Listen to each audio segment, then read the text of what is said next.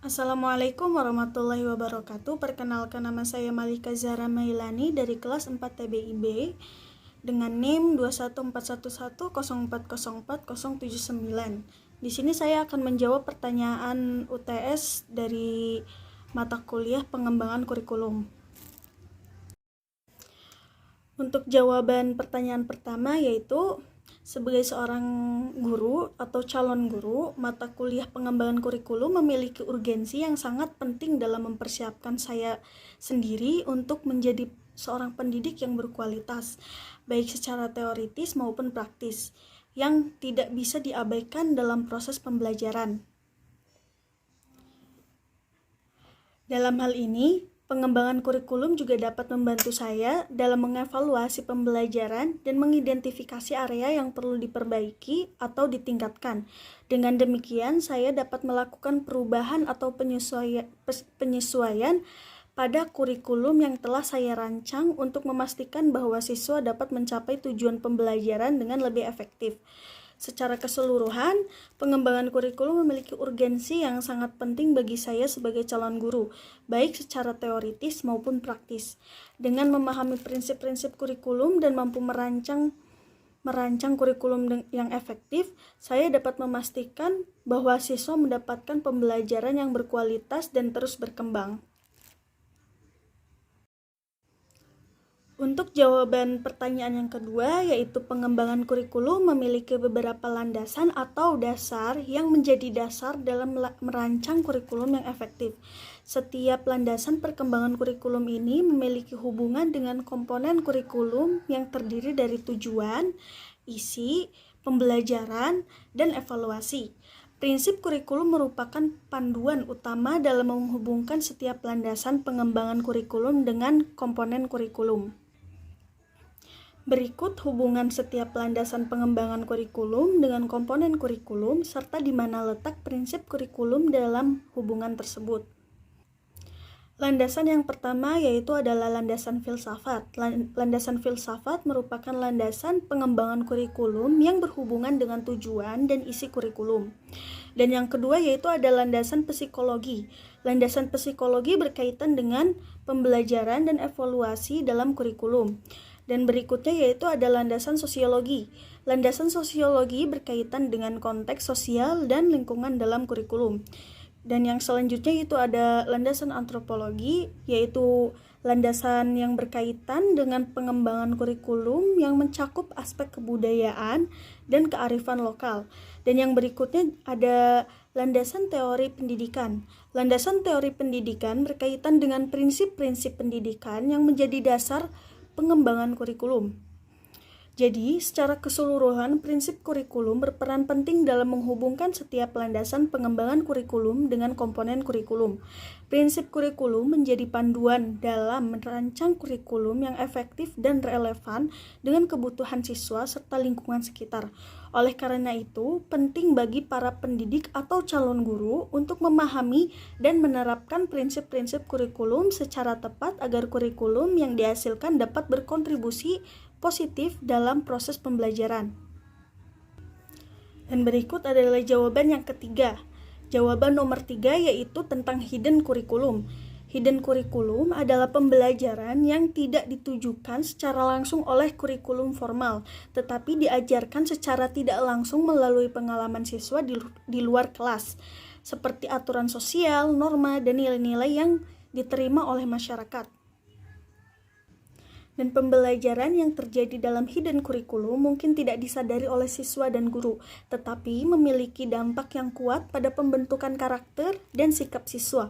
Contohnya, aturan-aturan yang diabaikan di kelas atau lingkungan sekolah, seperti tidak adilnya perlakuan terhadap siswa tertentu, atau perilaku dan bahasa yang tidak pantas dapat mempengaruhi pandangan siswa tentang keadilan dan kesetaraan. Pembelajaran yang terjadi melalui hidden curriculum dapat memperkuat atau bahkan bertentangan dengan pesan yang disampaikan dalam kurikulum formal. Oleh karena itu, penting bagi sekolah dan pendidik untuk memperhatikan dan mengawasi hidden curriculum untuk memastikan bahwa pesan-pesan yang tidak diinginkan tidak diteruskan ke siswa.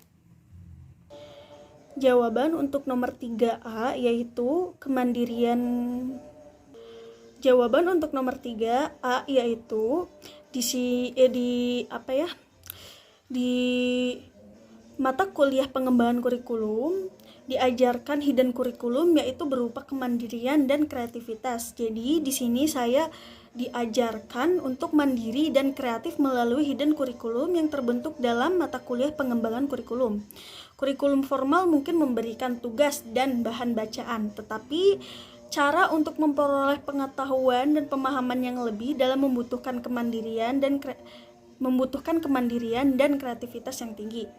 Mahasiswa atau saya harus mengembangkan kemampuan untuk mencari informasi tambahan, berpikir kritis, dan mengajukan pertanyaan yang relevan agar dapat memahami konsep-konsep dalam mata kuliah ini.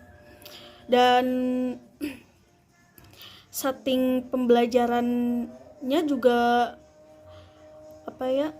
pakai tugas individu yang diberikan oleh dosen. Contoh hidden kurikulum yang kedua yaitu kerjasama dan kolaborasi. Selain kemandirian dan kreativitas, mahasiswa juga mempelajari kerjasama dan kolaborasi melalui hidden kurikulum dalam mata kuliah pengembangan kurikulum. Meskipun mata kuliah ini sering kali dipelajari secara individu, mahasiswa juga memiliki kesempatan untuk berkolaborasi dan bertukar ide dengan rekan satu kelompok atau teman sekelas. Melalui kolaborasi ini, mahasiswa dapat memperoleh pengalaman dan pemahaman yang lebih luas tentang perkembangan kurikulum. Dan jawaban yang B, nomor 3, yaitu contoh hidden kurikulum yang dihadapi mahasiswa melalui setting lingkungan di kampus. Yang pertama yaitu ada keterampilan sosial, yaitu kampus seringkali menjadi tempat di mana mahasiswa dapat memperoleh pengalaman sosial yang berharga, baik melalui interaksi dengan teman sekelas, staf kampus, atau anggota masyarakat luas. Melalui interaksi ini, mahasiswa dapat memperoleh keterampilan sosial yang penting seperti kemampuan untuk berkomunikasi dengan orang lain, membangun jaringan sosial, dan mengelola konflik. Contoh bentuk settingan lingkungan yang dapat membentuk hidden kurikulum terkait keterampilan sosial adalah organisasi kemahasiswaan, kegiatan ekstrakurikuler atau ruang publik di kampus seperti perpustakaan atau kantin. Dan yang kedua yaitu ada keterampilan karir. Selain itu, mahasiswa di kampus juga dapat menjadi tempat bagi mahasiswa untuk mempelajari keterampilan karir yang penting. Selama kuliah, mahasiswa dapat memperoleh pengalaman praktis melalui magang, kerja part-time, atau proyek penelitian. Selain itu, mahasiswa juga dapat memperoleh keterampilan yang diperlukan untuk sukses dalam karir, seperti kemampuan untuk berpikir kritis, kerjasama dalam tim, dan berkomunikasi secara efektif. Contoh bentuk setting kurikulum yang dapat membentuk hidden kurikulum terkait keterampilan karir adalah kantor karir atau pusat pelatihan di kampus, atau kegiatan kampus yang berkaitan dengan industri tertentu. Untuk jawaban C, nomor 3, yaitu saya sebagai guru akan melakukan beberapa strategi yang dapat dilakukan oleh seorang guru atau saya untuk memunculkan sebanyak mungkin hidden kurikulum positif baik di dalam maupun di luar kelas, yaitu dengan cara yang pertama, membuat kelas yang inklusif dan ramah. Guru dapat menciptakan lingkungan kelas yang inklusif dan ramah bagi semua siswa, sehingga mereka merasa diterima dan dihargai. Hal ini dapat membantu memperkuat relasi antar siswa dan memberikan kesempatan bagi siswa untuk memperoleh keterampilan sosial yang positif, seperti kerjasama, empati, dan toleransi. Dan yang kedua, strategi yang kedua yaitu melibatkan siswa dalam kegiatan ekstrakurikuler. Siswa dapat memperoleh banyak manfaat dari kegiatan ekstrakurikuler, seperti pengembangan keterampilan sosial, kreativitas, dan kepemimpinan. Guru dapat mengorganisir kegiatan ekstrakurikuler yang relevan dengan mata pelajaran yang diajarkan, sehingga siswa dapat memperoleh pengalaman praktis dan memperluas wawasan mereka di luar kelas. Dan strategi yang selanjutnya yaitu mendorong siswa untuk terlibat dalam proyek-proyek sosial. Guru dapat mendorong siswa untuk terlibat dalam proyek-proyek sosial di luar kelas, seperti penggalangan dana atau kampanye kesadaran lingkungan. Dalam hal ini dapat membantu siswa memperoleh keterampilan sosial, kepemimpinan, dan keterampilan lain yang dapat mempersiapkan mereka untuk menjadi anggota masyarakat yang berkontribusi. Dan yang selanjutnya yaitu strategi yang selanjutnya, membangun relasi yang positif dengan siswa. Guru dapat membangun relasi yang positif dengan siswa baik di dalam maupun di luar kelas. Dengan membangun relasi yang positif, guru dapat membantu memperkuat rasa percaya diri dan kemandirian siswa, serta memperoleh pengertian yang lebih baik tentang kebutuhan dan minat mereka.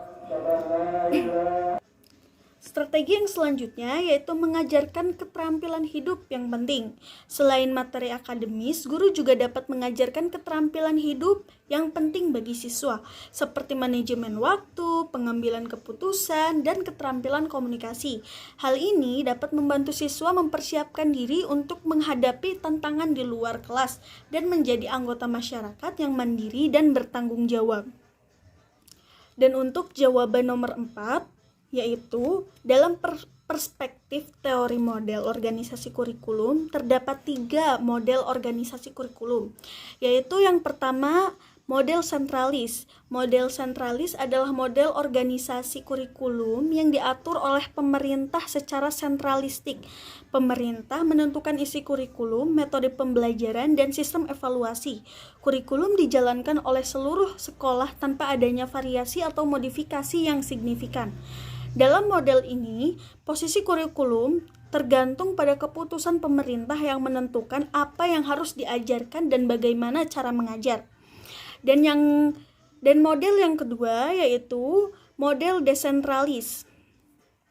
Model desentralis adalah model organisasi kurikulum yang memberikan kebebasan kepada sekolah untuk menentukan isi kurikulum, metode pembelajaran, dan sistem evaluasi yang sesuai dengan kebutuhan dan kondisi lokal. Pemerintah hanya memberikan panduan umum yang dapat disesuaikan dengan kebutuhan masing-masing sekolah. Dalam model ini, posisi kurikulum lebih merdeka karena sekolah memiliki kebebasan untuk menentukan isi kurikulum dan metode pembelajaran yang cocok untuk siswa mereka. Dan model selanjutnya yaitu model menyeimbangkan. Model menyeimbangkan adalah model organisasi kurikulum yang menggabungkan kebebasan sekolah dengan paduan kurikulum dari pemerintah. Sekolah memiliki kebebasan untuk menentukan isi kurikulum dan metode pembelajaran yang sesuai dengan kebutuhan siswa mereka, namun harus tetap mematuhi paduan umum dari pemerintah. Dalam model ini, posisi kurikulum cenderung merdeka karena sekolah memiliki kebebasan untuk menentukan isi kurikulum dan metode pembelajaran, namun tetap terikat pada panduan umum dari pemerintah. Dalam 3 model tersebut, posisi kurikulum lebih merdeka pada model desentralis dan model menyeimbangkan, karena sekolah diberikan kebebasan untuk menentukan isi kurikulum dan metode pembelajaran yang sesuai dengan kebutuhan dan kondisi lokal mereka. Sementara itu, pada model sentralis, posisi kurikulum sangat tergantung pada keputusan pemerintah.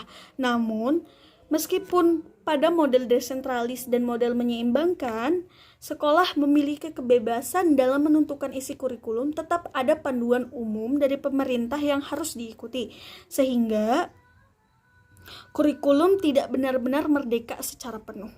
Sekian jawaban UTS dari saya, kurang lebihnya mohon maaf. Saya akhiri, wassalamualaikum warahmatullahi wabarakatuh.